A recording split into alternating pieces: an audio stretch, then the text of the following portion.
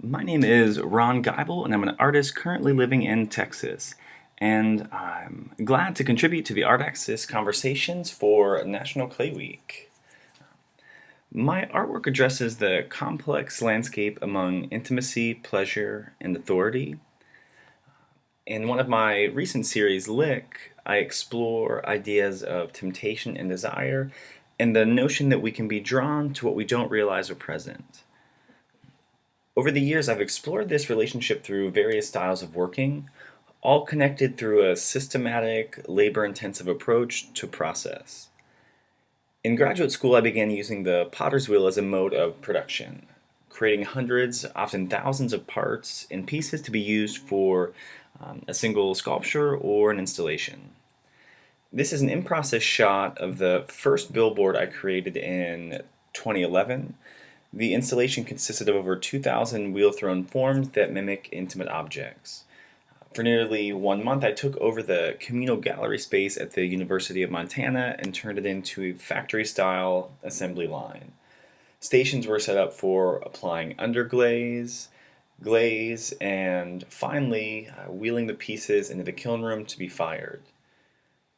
Touch was influenced by strategies co opted by artists during the initial terror of the AIDS epidemic starting in the 80s.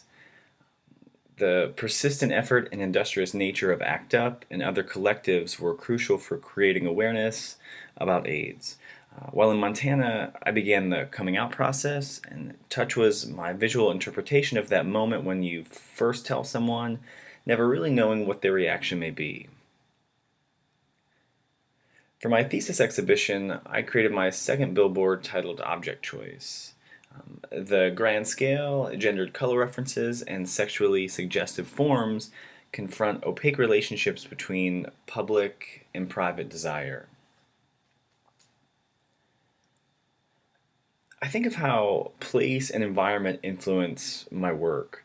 Throughout my childhood, I had a constant struggle with masculinity. Growing up in the Rust Belt of Pennsylvania, about an hour north of Pittsburgh, I quickly realized I had two options: sports or sports. The speed bags became a playful reference to my struggle with masculinity. The beauty working with ceramics is there are no rules. I never responded to an education that insisted that all things clay need a glaze. For this series of ornament style objects, I had them painted at a local auto body shop.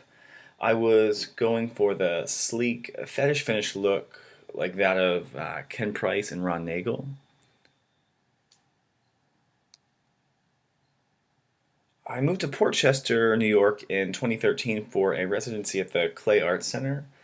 It wasn't until the tail end of my residency, working towards my exit show, that I started again to make the connection with place. While in Montana, I felt like the work needed to be large and somewhat confrontational. While in New York, the work became subtle in form and concept, more inconspicuous. I felt conversations concerning gender, sexuality, and identity didn't need the same confrontational approach. The series titled Everything is Perfect references the common family scenario that consists of the picture perfect facade with the well manicured lawn and the neatly trimmed landscaping. I think my approach to process and labor within my studio practice stems from watching my parents put in long hours. Growing up in the Rust Belt of Pennsylvania and watching the constant struggle with those employed by manufacturing and processing plants.